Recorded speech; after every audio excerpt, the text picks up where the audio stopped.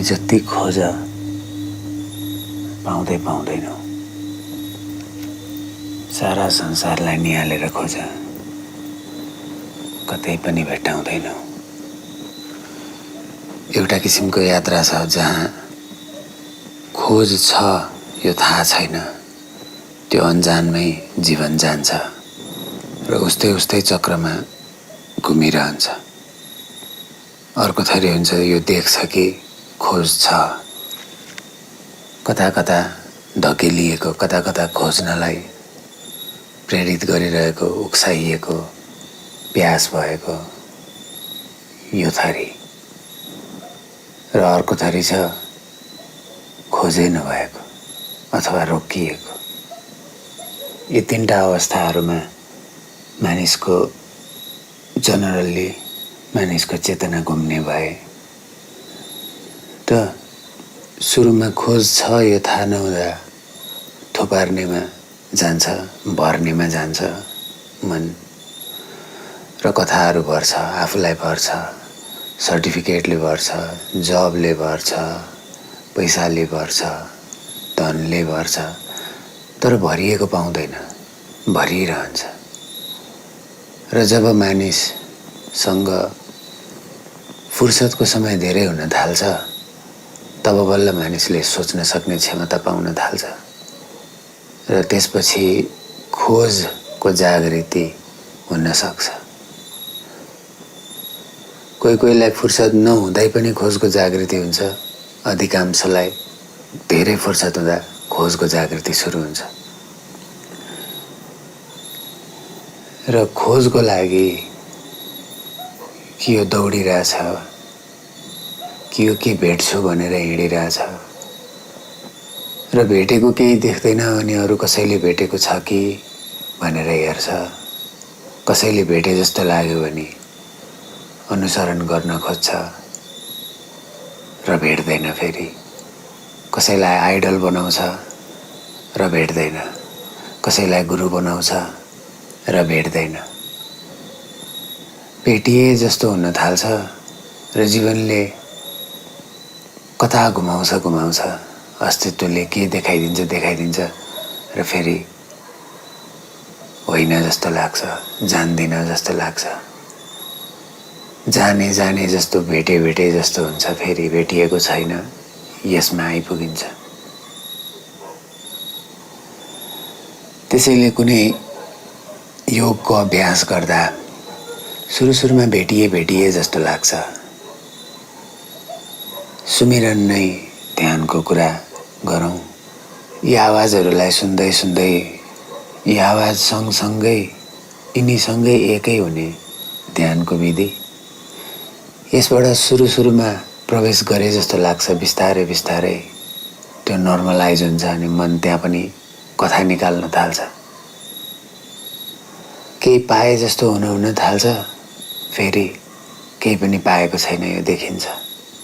त्राटक गर्दा पनि त्यस्तै अनुभव हुन्छ। केही पोइन्टसम्म पुगिन्छ र त्यहाँ गएर रोकिन्छ र यो एउटा स्टेज हो, यहाँ रोकिएको छ। यसको मतलब यो होइन कि सधैँ यहीँ रोकिन्छ।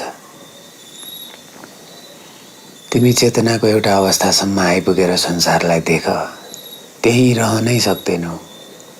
प्रगति भइ नै हाल्छ, बढी नै हाल्छ। फेरि केही क्षण, केही समय पार गरिसकेपछि फेरि नयाँ अनुभवले भरिएको पाउँछौ। कहिलेकाहीँ कुनै विधिले निकै काम गरेको जस्तो लाग्छ, कहिलेकाहीँ कामै गर्दैन। विधिको दोष केही छैन, चाबीको दोष केही छैन। मात्र अब त्यो विधि जसले अब काम गर्दैन अथवा गरेन त्यसलाई नगर्दो छ यसरी नै स्वीकार्ने हो। किनकि कुनै पनि विधिले ल्याइ पुर्याउँदैन तिमीलाई अहिले र यहाँ। तिमीलाई तिमी बाहेक अरू कसैले पनि, केहीले पनि अहिले र यहाँ ल्याउन सक्दैन। तिमी आफ्नै अठोट चाहिन्छ। त्यसैले काम गरे जस्तो देखिन्छन्, मन्त्रले काम गरे जस्तो देखिन्छन्, योगले काम गरे जस्तो देखिन्छन्। अहिले त झन् भिन्न भिन्न साइकेडेलिक भनेर ड्रग्सको एक्सपेरिमेन्ट चलिरहेछ संसारभरि। त्यसले पनि केही पाए जस्तो देखाइदिन्छ, तर हातमा फुस्सा केही पर्दैन, किनकि पर्नुपर्ने केही छैन। जे तिमीसँग हुनुपर्ने छ सर्भाइभलको लागि त्यो तिमीसँग अलरेडी छ, त्यही भएर तिमी सर्भाइभिङ नै छौ। नहुँदो थियो त तिमी यहाँ उपस्थित हुँदैन थियो। तिमीसँग सम्पूर्ण कुरा प्रकृतिबाट उपलब्ध नै छ। शरीर, मन, बुद्धि, चेतना, तिमीसँग सबै छ। तिमीसँग यो बेसिक कुरा सबै छ। मात्र यो बेसिक कुरा अरू पनि सबैसँग देखेका कारण तिमीलाई स्पेसल हुन मन लागेका कारण खोज कन्टिन्यू छ, मागेको मागै कन्टिन्यू छ, तर पुगेको कहीँ छैन। अहिले र यहाँ नै छ। र यो संसारमा नर्मल अवस्था जेलाई हामी भनिराखेका हुन्छौँ, यो सामाजिक रूपमा, यो सांसारिक रूपमा, ती अवस्थाहरू चलायमान छन्, चलिरहन्छन्। ती व्यवस्थाहरू चाहिन्छन्, त्यसकारण छन् र चलि नै रहन्छन्। त्यसबाहेक यो खोजको प्रश्न इन्डिभिजुअललाई मात्रै आउँछ, सबैलाई आउँदैन, ग्रुपलाई आउँदैन। व्यक्तिगत चित्तलाई मात्र आउँछ, सामाजिक चित्तलाई आउँदैन। किनकि सामाजिक चित्तलाई उपस्थित हुनको लागि निकै धेरै कथा चाहिन्छन् र सामाजिक चित्त मानसिक चित्तभन्दा पनि निकै पुरानो छ, व्यक्तिगत चित्तभन्दा पनि निकै पुरानो छ। यो समाज चलि नै रहन्छ, समाज अनुसारको, ठाउँ अनुसारको व्यवस्था चलि नै रहन्छन्, केही हेरफेर हुँदै जान्छन्। यो डाइनामिक प्रोसेस हो। कतै केही कल्चरका कुरा मिक्स हुँदै जान्छन्, कतै नयाँ फुर्दै जान्छन्, कतै हराउँदै जान्छन्। यो सबै कुरामा हामी छौँ। अनि तिम्रो खोजले तिमीलाई भिन्न भिन्न ठाउँमा डोर्यायो, कता कता पुर्यायो। र त्यसरी मलाई भेट्यौ एक दिन तिमीले जुन दिन भेट्यौ, खाली मान्छेलाई भेट्यौ। न दिन केही थियो, न लिन केही थियो। रित्तो मान्छेलाई भेट्यौ। यो बेसमा आफ्नो उपस्थितिको स्वीकार भएको मान्छेलाई भेट्यौ। त्यहाँ न कुनै विधिले काम गर्थ्यो, न कुनै मन्त्रले काम गर्थ्यो, न कुनै उपस्थितिले काम गर्थ्यो, न कुनै अनुपस्थितिले काम गर्थ्यो। तिमीले निरन्तरको झलकमा भेट्यौ। त्यसैले तिम्रा सम्हालेर राखेका स्तम्भहरू डगमगाउनु स्वाभाविक हो, किनकि स्तम्भ सबै डगमगाउँछन् नै, किनकि माया जो हुन्, किनकि मनले बनाएको जो छ, मनले मानेको जो छ, त्यो डगमगाउँछन्, हल्लिन्छन्, डराउँछन्, रोकिन्छन्। कुनै पनि विधिले काम गर्दैनन्, किनकि त्यसबाट मलाई न केही लिनु छ, न केही दिनु छ। न कुनै विधिको अनुसरण गरेको छु, न गर्दछु। जे हुँदो छ त्यसलाई स्वीकार्दो छु। अरू पनि मानिसहरू देखिन्छन् जसले यावत उपायहरू धेरै मानिसका लागि भनेर दिँदै जान्छन्, तरिकाहरू, टेक्निकहरू दिँदै जान्छन्। मेरो मार्ग त्यस्तो छैन। मेरो मार्ग त तिमीलाई यथावत तिमी जस्तो छौ त्यस्तैमा हेर भन्ने मात्रै हो। मैले हेर्दिन पनि मिल्दैन। त्यहाँ केही विधिहरू छन् युनिभर्सल, मान्छेको शरीर र मनको कनेक्सनको सम्बन्धमा। ती युनिभर्सल विधिहरू जसले जसले देख्छ आफ्नो शरीरबाट, आफ्नो मन, आफ्नो चित्तबाट, आफ्नो यात्राबाट जसले जसले देख्छ, उसले बोल्दाखेरि उस्तै भाषा सुनिन्छन्, किनकि द्वार उस्तै छन्। प्रथम त शरीरका यी बाहिर पाँच इन्द्रियद्वार हुन्। त्यस पछाडि भित्र अरू सूक्ष्म द्वारहरू छन्। यी पाँचमध्ये जुनबाट छिरे पनि यात्रा उस्तै देखिन्छ। पुग्ने आयाम त्यही हो, पुग्ने डिमेन्सन त्यही हो, अनुभव त्यही हो। त तिमी सास हेरेर बस, अथवा मन्त्रै जपेर बस, अथवा रिचुअल गरेर बस, हवन गरेर बस, जे केहीमा तिमी बस, आफूलाई हेर्दो हुँदा बस, जे तिमी ध्यान भन्छौ त्यसमा बस। तिमी पुग्ने त त्यही खालीमै हो। अहिले तिमीलाई तिम्रो चित्तमा भएका, तिम्रो मेमोरीमा भएका सम्पूर्ण कुरालाई निकालिदिने हो भने तिमीलाई केहीको खोज पनि बाँकी रहँदैन, केहीको नखोज पनि बाँकी रहँदैन। तिमी मात्र हुन्छौ। तिम्रो हुने क्रम भइरहेको छ, तिमी यो महसुस गरिरहन्छौ। न तिमीसँग कम्प्लेन बाँकी हुन्छन्, न तिमीसँग ड्रिम बाँकी हुन्छन्, न तिमीसँग फियर बाँकी हुन्छन्। तिमी यो ढलेको रुख जस्तै भइरहेछौ। तिमी हुँदो क्रममा हुन्छौ, तिमीले देख्छौ तटस्थ आफूलाई त्यसरी। बस त्यही बेसको माथि सबै अरू कथा थपिएका मात्रै हुन्। त तिमी एकैछिन शान्त भयो भने पुग्ने त्यही खालीपनामा हो। त्यहाँ तिम्रो हुनु बाहेक, त्यहाँ तिम्रो भित्रबाट भइरहेको दर्शन बाहेक अरू महत्त्वपूर्ण केही छैन। अब यी भित्रबाट भइरहेको दर्शन र यो दर्शन के को हुँदो हो त? घटना, परिवेश, मानिसले केही बोल्दो हो, त्यो सुन्ने क्रम, जे यी पाँचवटा इन्द्रियबाट भित्र आउने भए ती सबै। र गहिरो अर्थमा यो पृथ्वीको यात्रा, त्यो खालीपनामा न गुरु छ, न शिष्य छ, न अर्थ छ, न नै अनर्थ छ। त्यो बौद्धमा कोरिएको, स्वयम्भूमा कोरिएको र सँगसँगै अनेकन चैत्यहरूमा कोरिएको निरन्तर आँखा जस्तै हुन्। त्यही अवस्था हो, त्यसैको रिप्रेजेन्टेसन हो कि त्यसले हेरिराख्छ।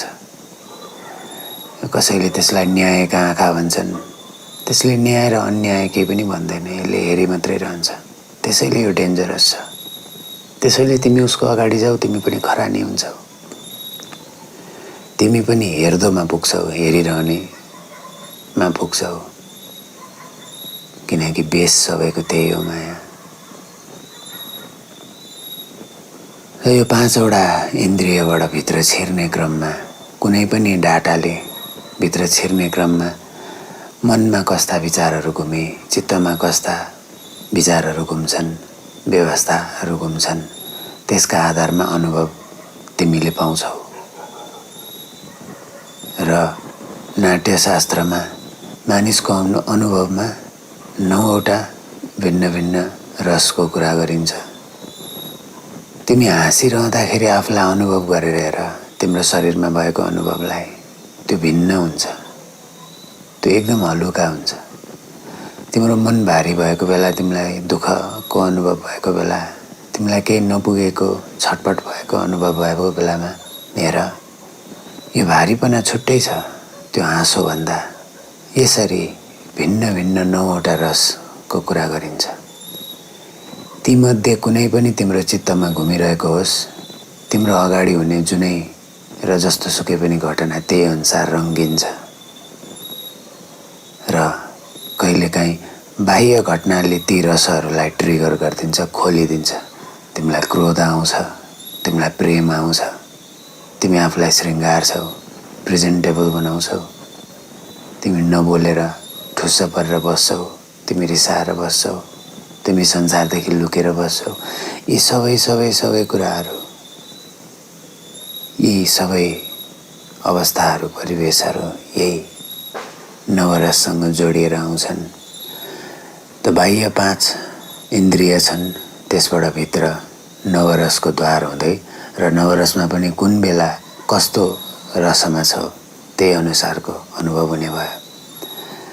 यी सबै रसको बराबर र यी सबै रसको एकमुष्ट अनुभव जसले गरेको छ, अथवा यो सबै रसभन्दा जो भित्र छिरेको छ उसलाई केहीले पनि फरक पर्दैन। उसलाई तिमीले हाँसो देखाऊ ठिक छ, तिमी उसलाई रिस देखाऊ ठिक छ, तिमी उसलाई आँसु देखाऊ ठिक छ, तिमी उसलाई डर देखाऊ भय देखाऊ ठिक छ, उसले सबै स्वीकारिदिन्छ। लाओत्सेले त भन्नु नै भएको थियो अरे कि जे ममा आइपर्छ सबै ठिक छ र हार आइपुग्छ भने त्यो पनि ठिक छ, किनकि अस्तित्व रूपले नै म हारेको छु। सबै मानिस हारेकै छ माया। केही गतिविधि गर्छ शरीरले, केही एक्सन गर्छ, शान्त हुन्छु कि केही पाउँछु कि भनेर, र पाउँदैन। मिथ्या खेर जान्छ, इल्युजन रहेछ थाहा हुन्छ। तिमी हारेकै छौ माया। जित्नलाई निस्किन्छौ, केही पाउनलाई निस्किन्छौ, केही भेट्दैनौ। हार स्वीकार्छौ र अहिले नै म परम हारेको अवस्थामा छु मानेर बस्छौ। अहिले नै तिमीलाई शान्त प्राप्त हुन थाल्छ। यो संसारमा कसैले पनि कहिले पनि केही जित्न सकेन, स्वयं आफूलाई बाहेक अरूलाई केहीलाई पनि जित्न सकेन, कसैले पनि सकेन। र कसैले मैले जित्छु सोच्दो हो भने ऊ ब्रह्मा नै हुन्छ, ऊ पूर्ण रूपले ब्रह्मा नै हुन्छ, सपनामै हुन्छ। किनकि यथार्थमा त न जित्छ न हार्छ, सबै मनका खेलहरू हुन्। र त्यसै आधारमा पाउनु पनि केही छैन। त्यसैको स्वीकार्यता हुनु जरुरी छ कि जे सारा संसारमा सबैलाई प्राप्त छ त्यो के हो, त्यसको खोजी। जे तिमीमा प्राप्त छ त्यही कुरा जे तिमीले अरूमा पनि सारा संसारमा रहेछ देख्यौ, त्यही नै तिम्रो केन्द्र हो, तिम्रो व्यक्तिगत केन्द्र हो। त्यही केन्द्र नै यो ब्रह्माण्डको केन्द्र हो, चेतनाको केन्द्र हो। त्यही केन्द्र नै हो तिमी। सदा सदा त्यही नै थियो, त्यही नै हुन्छ। त्यसबाहेक केही हिलाहरू टाँसिँदै जान्छन्, पखालिँदै जान्छन्, केही लेउ लाग्दै जान्छन्, पखालिँदै जान्छन्, केही भारी हुँदै जान्छन्, फेरि हलुका हुँदै जान्छन्। कहिलेकाहीँ रोइदिने, कहिलेकाहीँ हाँस्दिने, यो सबै खेल त छँदैछ। र यो सबै खेलमा तिमी खाली छौ यो स्वीकारेर। अब बल्ल स्वीकृत भएपछि तिमीले अरूको भलोको लागि सोच्न सक्छौ। यस आधारमा कि तिमी आफ्नो भलो त तिमी गर्छौ नै, त्यसबाहेक अरूको आफ्नो तर्फबाट को भलो नहोस्, यतातिर तिम्रो ध्यान जान थाल्छ। तिमी स्वतः नम्र भएर जान्छौ, स्वतः सरल भएर जान्छौ। सबै तडक भडक सकिन्छन् जिन्दगीबाट, भागदौड सकिन्छन्। अब तिमीसँग कस्मिक प्रतीक्षाको स्वीकार मात्रै हुन्छ। गरेको सबैले त्यही हो, प्रतीक्षा गरेकै हो सबैले। धैर्यता नभएका कारण विभिन्न गतिविधि घट्दो छ मानिसको मनमा। तिम्रो अवस्थालाई स्वीकार माया, पूर्ण रूपले स्वीकार र छोडिदेऊ पनि। त्यसपछि प्रत्येक दिन यही शून्यताबाटै तिम्रो जिन्दगी सुरु गर। प्रत्येक रात यही शून्यतालाई नै सुम्पिदेऊ। त्यसपछि तिम्रो कथा राम्रो बनाऊ यो संसारमा, जस्तो बनाउनु छ बनाऊ। तर सहज स्वीकारले माया।